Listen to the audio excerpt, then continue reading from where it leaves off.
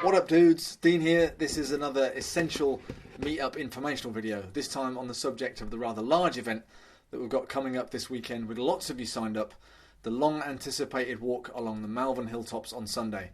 The views up there are incredible and you'll be blown away when you get up there. So there have been one or two logistical questions about the event that I haven't yet properly answered, the meet point, the route, what to bring, stuff like that. So apologies for that, but I'm going to go through those now. Because if anyone is late, they might get left behind and have to play catch-up. And trying to play catch-up by running up a hill, that's not going to be fun. I think it's also important that I include a few things that everyone should know about the Malvern Hills and what to bring to be adequately prepared, because even for the regular walkers, this is not your typical walk. So I've visited the Malverns a number of times myself over the years, including the bank holiday money just gone, at which I planned a little bit of the route for this event. So in this video, I'm going to talk a bit about the Malverns, what to bring, how to get there, where to park. So sit down, grab a cup of tea and listen very carefully. So number one, the facts. The Malvern Hills are a big long row of peaks with stunning views from the tops which go across Worcestershire, Hertfordshire and Gloucestershire. Now the hills were apparently formed around 300 million years ago when two big Earth's crust plates were pushed together, creating these peaks. And the rain that falls on them is collected in the gaps and it percolates down through them over time and seeps out further down in springs and man-made wells. So depending on the amount of rain that has fallen, the flow of water can range between 35 litres and 350 litres of water per minute. So the hills are famous for that natural mineral water, and in the 19th century the water was believed to have healing properties, so it was bottled and sold around the world. And still, people came from all around to live nearby and to drink it.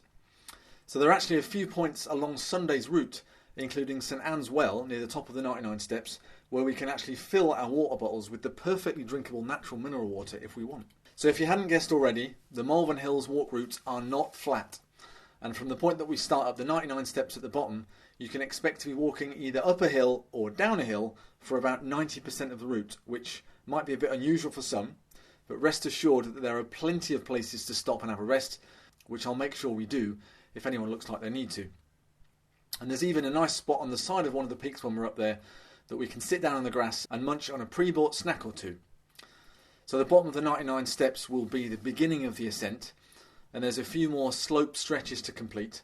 So then when we reach the pathways that run along the tops, most of the hard work will be done for the day. But going along the tops, we'll still either be walking down the side of one peak or up the side of another one. So as I said in the event description, there isn't any climbing, so you don't have to use your hands or anything like that. The paths are very well trodden, and the age groups that are often seen walking up and down the hills include people that are much older than us. I think it's also worth making the point that if you are nursing an injury and think you can just walk it off on the Malvern Hills, that probably isn't the case. So with all that information in mind, we come on to number two, to be prepared for this walk, what to bring. So firstly, a reasonable level of physical fitness. If your lifestyle involves getting out and about and doing a bit of walking every so often, you'll be fine. Also, decent walking shoes. Now there's a few small areas where the ground is a little bit rocky, or you might be walking over some stones, but as long as you're wearing some decent footwear, that shouldn't be a problem. So we want our ankles protected and we don't want any sprains. So if you turn up in your casual loafers or city best, you're going to have a problem. So make sure you've got some good sturdy boots for this.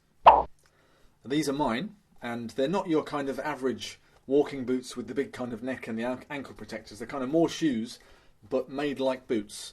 And they're pretty good and not that expensive, so just a little bit of inspiration. You don't need the full-fledged boots, I would say. Trainers should be okay, I would say. Also, a bottle of water. So I guess this one goes without saying. Obviously, the springs are all situated at the bottom of the peaks, so there'll be no opportunities to top up your water bottle at the top. So definitely bring a bottle of water. A sandwich. As I mentioned, we'll have a sit down when we get to one of those scenic spots up there and grab a snack or two depending on what you brought. Perhaps also worth bringing a carrier bag to sit on while we snack. Otherwise you might get a mucky bum, which no one wants. Also, a small bottle of sun cream. Now, I mentioned this ahead of the walk in Leamington the other week, and we were lucky because despite it being a lovely warm day, there were lots of clouds out, so we didn't get the roasting that we would have had, and many people didn't bring sun cream. So I think it's going to be more important this time, not least because the weather forecast is exceptional for Sunday, but the other factor is the wind. Up on those high hills, There's nothing in the way to stop those high winds battering the peaks, and I certainly got a battering when I was up there on Monday. And as anyone who knows skincare will tell you, strong wind will whip the moisture out of your skin and leave you dry and vulnerable to the sun. And the sun will definitely be out on Sunday, so sun cream, do not forget. Also, sunglasses, definitely need a pair of those.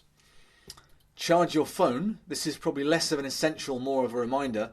The photo and video opportunities up at the highest points are phenomenal. You do not want to get up there and find you've got a flat battery.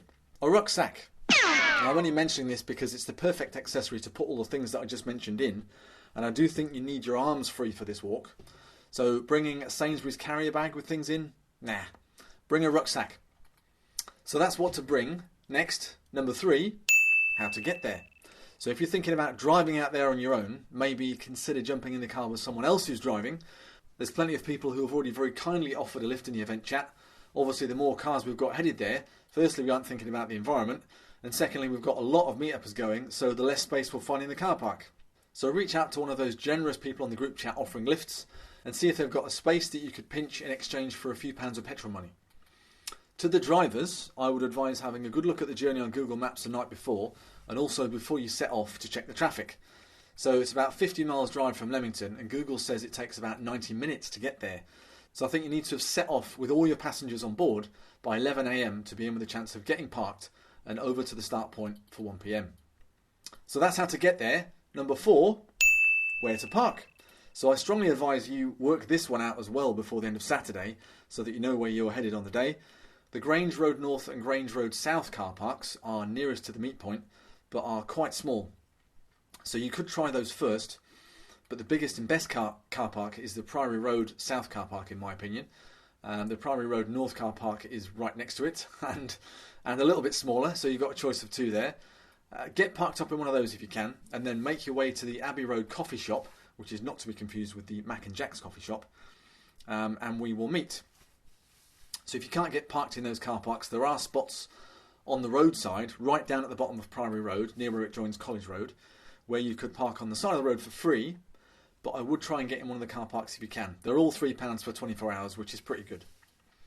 So as I said, the meet point is the Abbey Road coffee shop, which is near the bottom of the 99 steps, and we'll meet there to set off at 1 p.m, so don't be late. So this is the route that I took on Monday when I went up there. You can see that I started on the right-hand side by the Abbey Road coffee shop, across the road up the 99 steps to the St Anne's Well Cafe, which is the point where I was talking about you can have a drink of the spring water. Then up a few more ascents up to the level, which runs north to south, as you can see. And then I turned right at the top and went up to the Table Hill top. Then I carried on and went up to the North Hill top. The views from that end are absolutely phenomenal, I don't mind saying.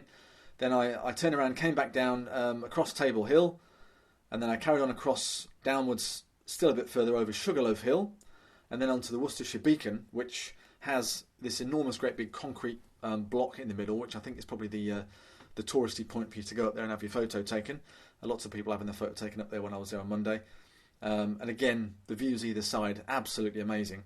And then I decided to go a bit further on down to Summer Hill before turning around and coming back. So obviously back across the Worcestershire Beacon again, over Sugarloaf Hill, then back down the hill to St Anne's Well Cafe, and then down the 99 steps to Abbey Road Cafe, and then obviously across to the car park. So that was my day on Monday, and it took me a few hours. So I think as a group we can get up there, probably pretty much repeat my route for Monday, and get back down again at the bottom, probably around about 4 o'clock I would say, so we can say our goodbyes after a fantastic day seeing the sights, and be on our way. So I'm thoroughly looking forward to seeing you all there on Sunday. Any questions in the meantime, or if anyone wants to link up on WhatsApp, just let me know. Until Sunday, this is Dean out.